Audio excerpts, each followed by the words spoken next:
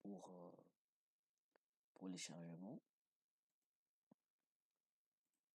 Alors aujourd'hui on va essayer de voir comment on peut bel et bien charger, non seulement charger mais aussi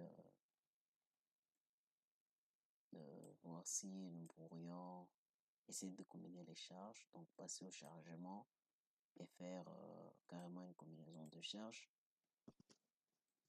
Alors,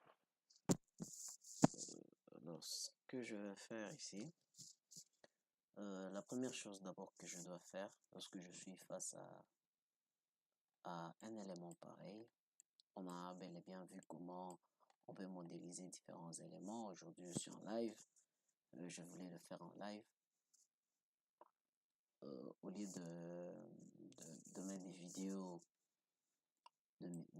sans son, on a essayé que c'est plus intéressant que l'on fasse un live pour essayer d'expliquer ces différents éléments. Bon, ici on est passé carrément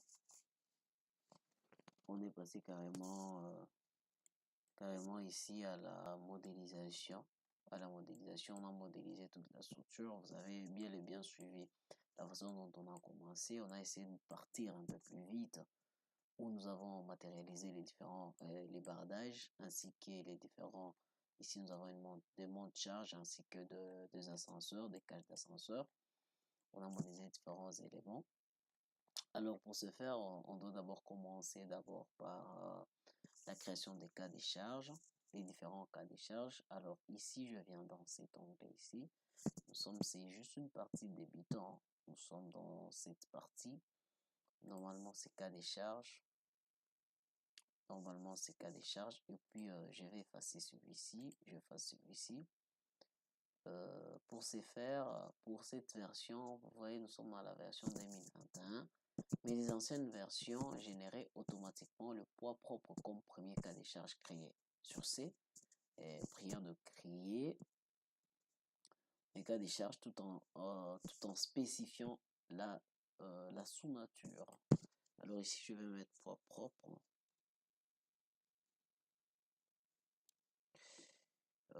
Quand je mets poids propre là-bas, j'ai poids propre.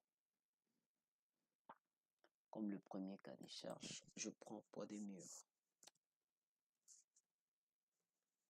C'est une charge permanente, mais qui n'est pas poids propre.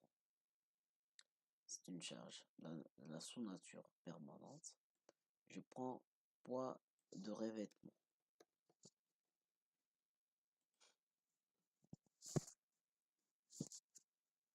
Je prends le poids de revêtement. Après le poids des revêtements, je vais prendre l'exploitation. Charge d'exploitation, nous avons exploitation locaux.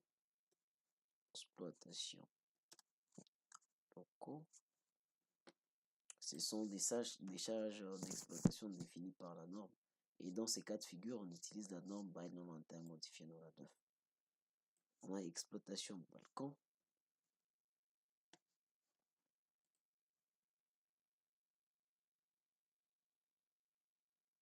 Nous avons ici l'exploitation de balcon, exploitation d'escalier.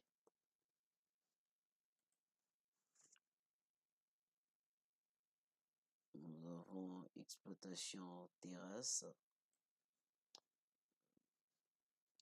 accessible.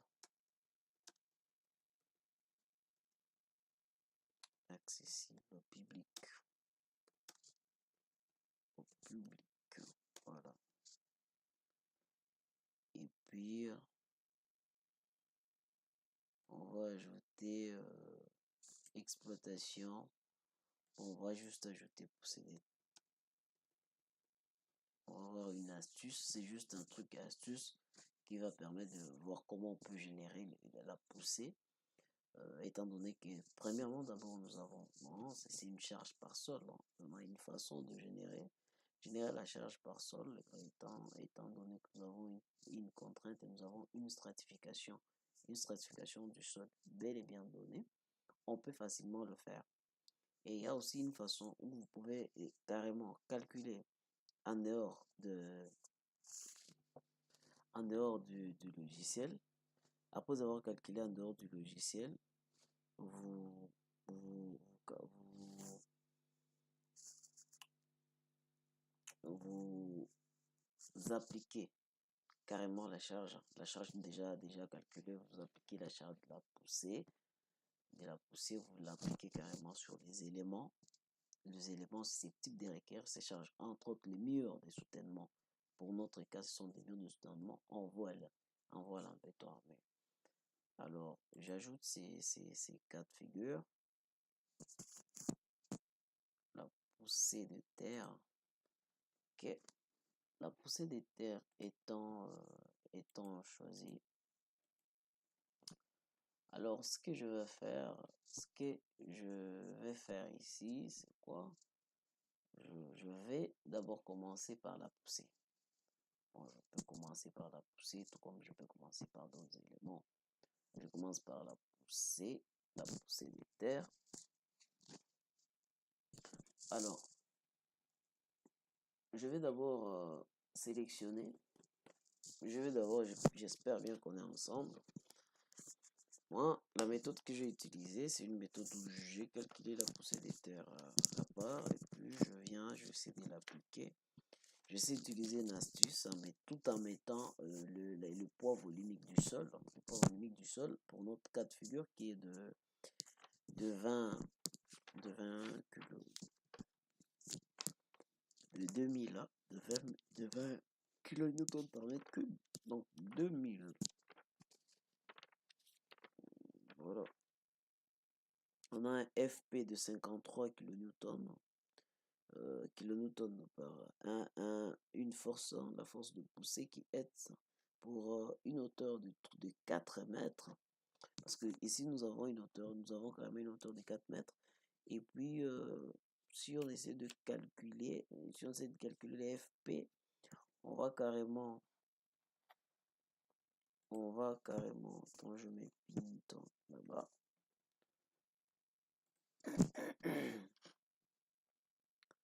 nous avons donc un FP,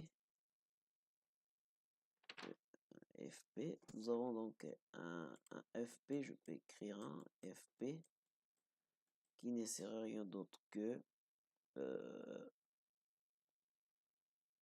53, c'est 53 kilonewtons, qui est 53 kilonewtons, 53 kilonewtons, hein, 53. Alors, ça c'est, alors pour une hauteur H qui est égale à 4 mètres, j'ai un FP qui est égal à 53 sur 4, hein, sur 4. Et puis je trouve donc 13,25 kilonewtons par mètre. Voilà. Cette charge, je vais l'appliquer.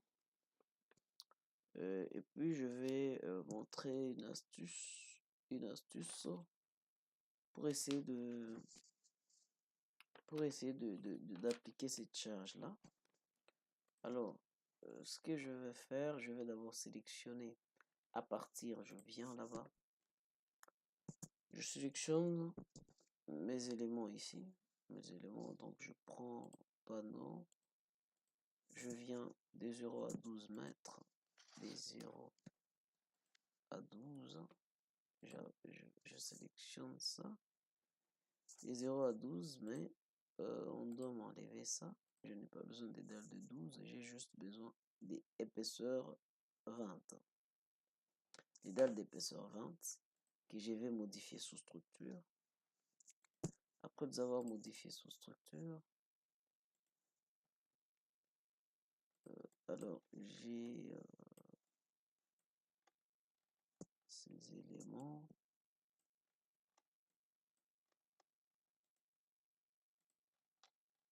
Voilà.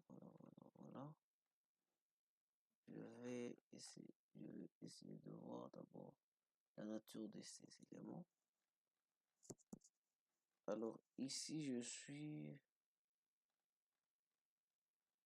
Laisse-moi voir.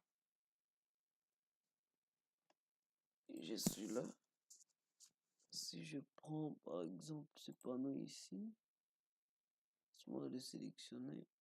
Lui, il est comment? Dalle de 12.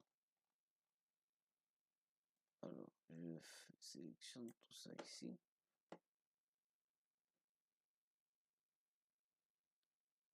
Et puis j'enlève les dates de 12. Et puis j'isole. Je modifie en sous-structure. Je vais essayer de voir. Laisse-moi voir. Laisse-moi voir l'orientation de ces différents panneaux. Différents panneaux. J'enlève carrément j'enlève l'épaisseur. Non, c'est bon, j'enlève. C'est là, j'enlève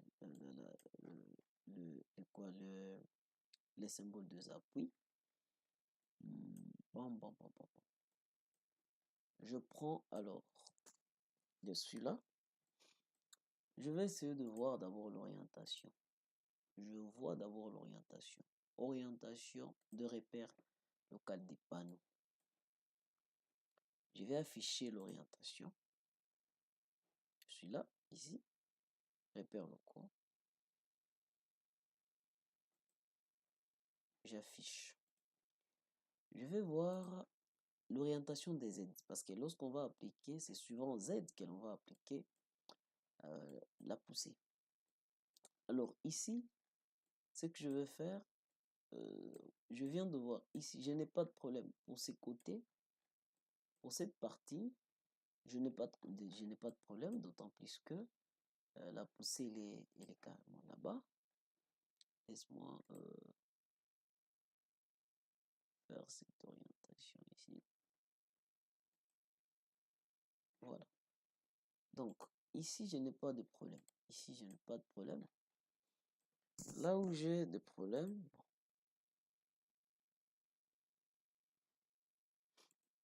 Alors, là où j'ai un peu de soucis, c'est ici. Ici, je n'ai pas de problème. Là, je n'ai pas de problème. Ce sont ces deux côtés. Donc, la partie droite ainsi que cette partie. Donc, c'est ces panneaux ici qui m'intéressent beaucoup. Alors, ce que je vais faire, je vais les sélectionner. Vous voyez, je sélectionne ces panneaux. Malheureusement, ça sélectionne tout là-bas. Ok. Je vais voir comment faire une sélection géométrique. Je vais sélectionner, donc, je vais essayer de voir. Donc, j'ai cette partie et c'est cette partie ici. Alors, j'enlève d'abord le repère. J'enlève les repères. J'enlève le repère.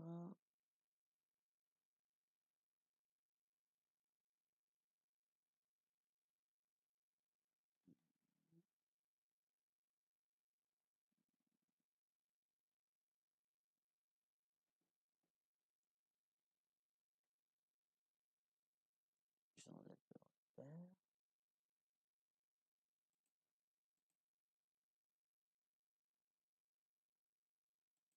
Voilà.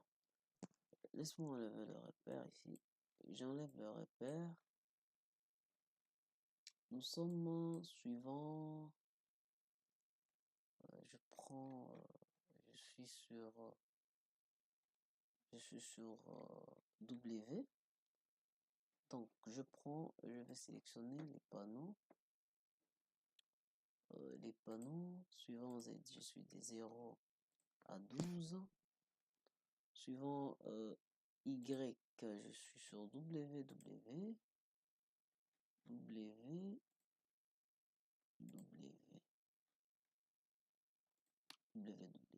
Oh non. Non, non. Oh non. Voilà. J'ai ça. Je suis suivant. Je suis toujours dans Z. Je suis là. Et puis, je vais prendre... je vais prendre...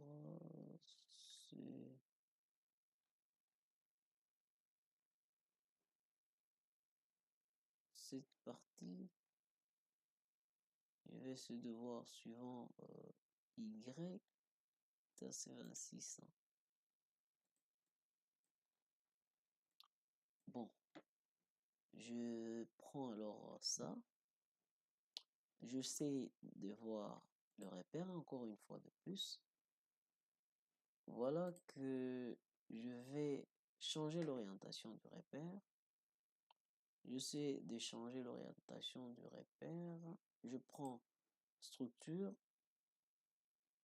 et puis caractéristique, orientation de repère. Je vais inverser. J'inverse pour cette partie. OK. Suivant Z.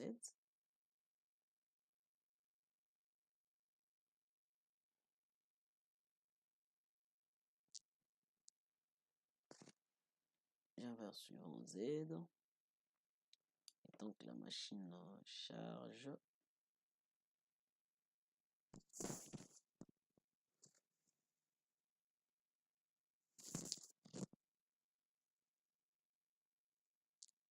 Voilà.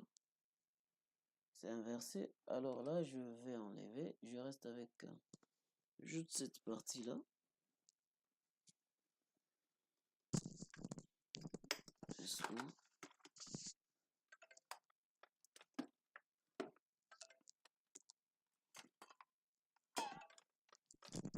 Alors, je prends la seconde partie. Je prends l'autre partie. Je prends donc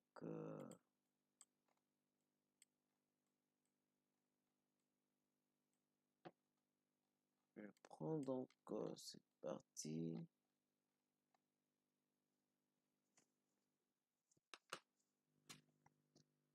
Je prends cette partie ici.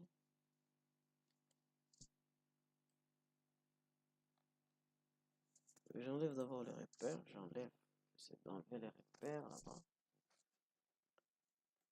Alors, je peux faire ça comme ça. Je peux faire ça comme ça.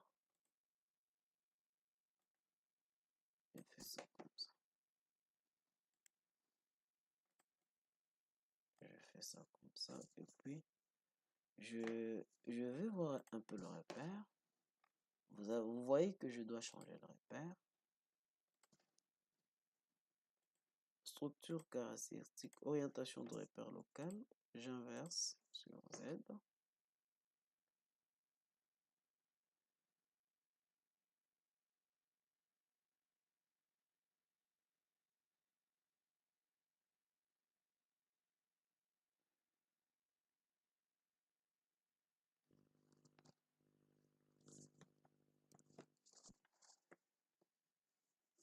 Voilà.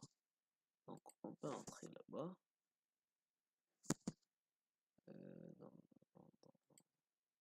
Ça, voilà. On enlève. Là.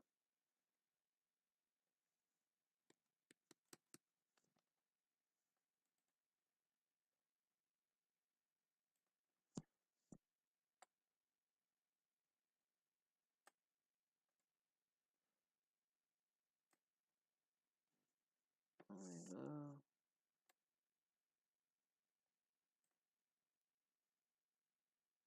On est là.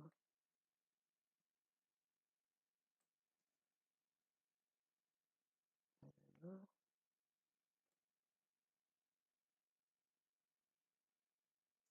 Voilà. Si j'essaie de voir un peu ce que l'on vient de faire, c'est ça.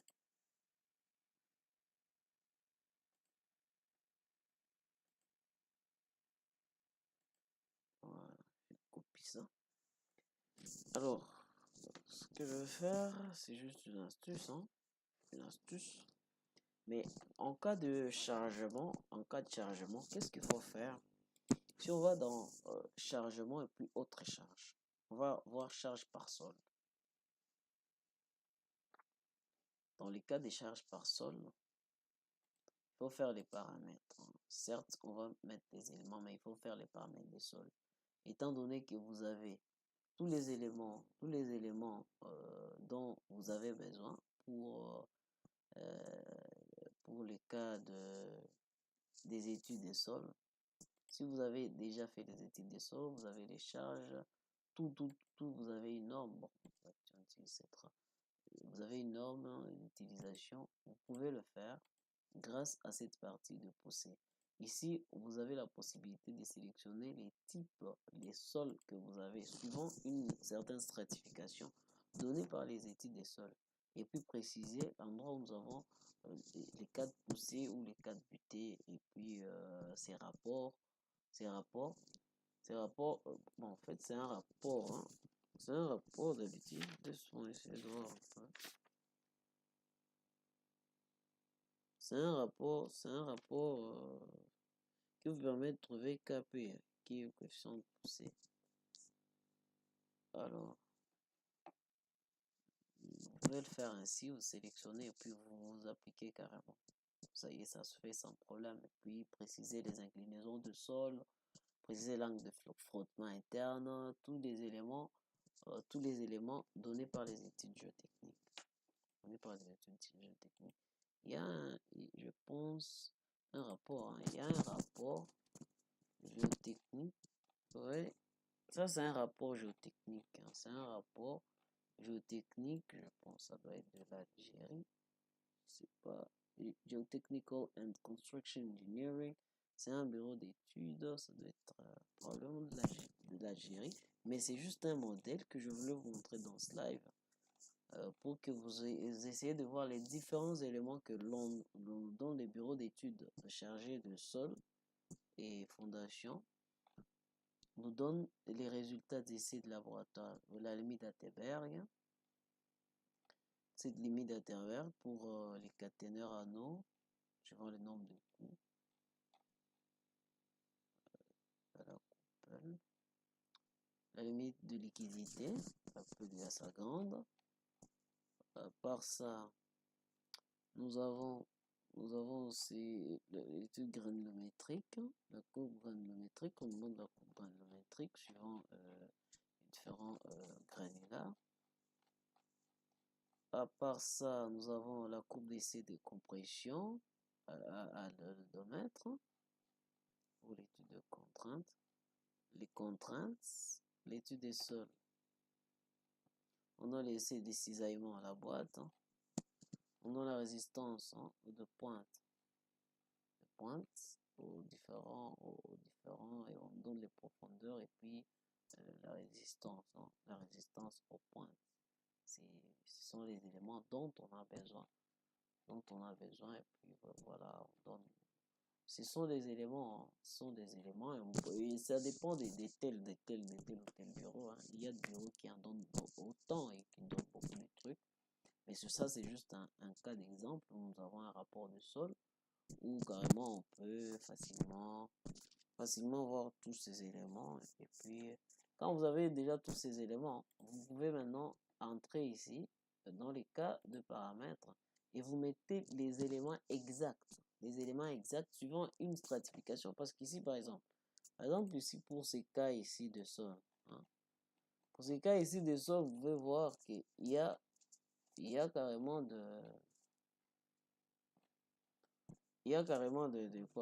une stratification hein, qu'on vous donne ici. On dit que nous sommes ici à argile graveleuse, beige, argile. Ça, c'est la stratification de sol. C'est cette stratification de sol que vous allez venir maintenant mettre ici, suivant les différents éléments, l'angle de frottement interne, tout ça. Tous les éléments que l'étude de sol, hein, le bureau de sol, vous a carrément donné. Et donc,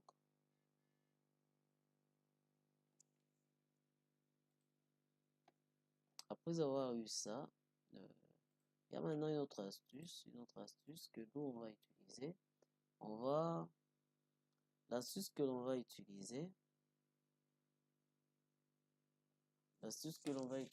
c'est une astuce où on va appliquer cette charge FP de 32.25 kN par mètre que l'on va appliquer là-bas, suivant Z. Alors, qu'est-ce qu'on fait? On va d'abord aller dans chargement. Quand on vient dans définir charge, on va définir les charges. 4 poussées, on prend surface. Et puis, il y a ici pression hydrostatique. La pression hydrostatique, pour notre cas, c'est juste une astuce. Une astuce pour essayer de définir cette charge FP. Cette charge FP. Donc, c'est une astuce, en fait. Une astuce pour nous permettre d'avancer. Alors, ce que l'on va faire ici, pour les cas de poids propre, ce n'est pas 1000 parce que 1000 c'est les cas de l'eau. Normalement, nous sommes à combien? À 2000 parce que c'est 20 kg par mètre cube. Et puis le niveau de l'eau, non, c'est pas le niveau de l'eau, mais c'est le niveau de la terre. Donc c'est en fait, c'est en fait un truc et astuce pour vous permettre d'appliquer cette charge-là. Ouais, truc et astuce qui vous permet d'appliquer cette charge. Oui, c'est certes qu'il y aura de questions, genre comment c'est une pression hydrostatique, et puis vous appliquez une pression hydrostatique en le place de terre. Mais ce qui montre déjà que ce n'est pas de l'eau, il y a déjà de poids volumique d'abord qui est de 2000, le poids propre d'abord qui est lui-même pour une partie. Il est de 2000 kg par mètre, par mètre cube. Déjà, c'est grand par rapport à l'eau, c'est 1000, c'est le double. Alors, ici, nous sommes à 12 mètres, carrément, que l'on va appliquer. On ajoute, et puis voilà, on applique ça. Voilà. Question de voir. Voilà. Ouais, c'est comme ça. C'est ça, c'est comme ça, il a appliqué comme ça. Et puis, qu'est-ce qu'on fait? Après ceci, nous avons notre FP ici, qui est de 13.25. Alors, je vais venir pour cette charge ici, suivant Z, c'est suivant Z, carrément, c'est directement suivant Z, carrément, j'applique mes 13.25. Ils appliquent là-bas. Allez voir. J'applique mes 13.25. Je ne sais pas, non?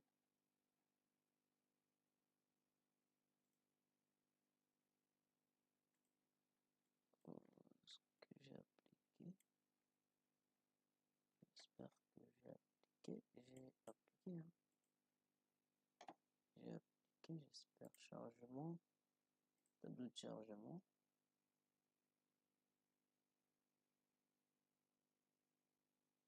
Euh, 13.25, oui. Okay. Rentrons dans vue 2. Voilà, il a appliqué. Il est là-bas. Vous pouvez voir, il est déjà là-bas, il est appliqué. Il est carrément appliqué. Vous pouvez voir, il est là, il est appliqué. Si on se met le symbole 13.25 qui est appliqué. Bon, ça c'est le cas, ça c'est le premier cas où nous avons les chargements. On prend la poussée, on prend carrément la poussée. Et puis dans un autre live, on pourra voir comment on peut faire. On pourra voir comment on peut faire les chargements, l'effet du vent. On va commencer par ces éléments un peu plus particuliers. On va faire l'effet du vent. Après l'effet du vent, on attaque maintenant les éléments porteurs, les chargements des différents éléments porteurs. Et voilà, on est à terme de notre live. C'est juste un petit live. Voilà. Comme ça, on se retrouve au courant de la semaine pour la prochaine. Soit une vidéo qui sera balancée sur notre chaîne ou carrément ça sera un live. un live comme ce que nous venons de faire. Donc, à très bientôt alors.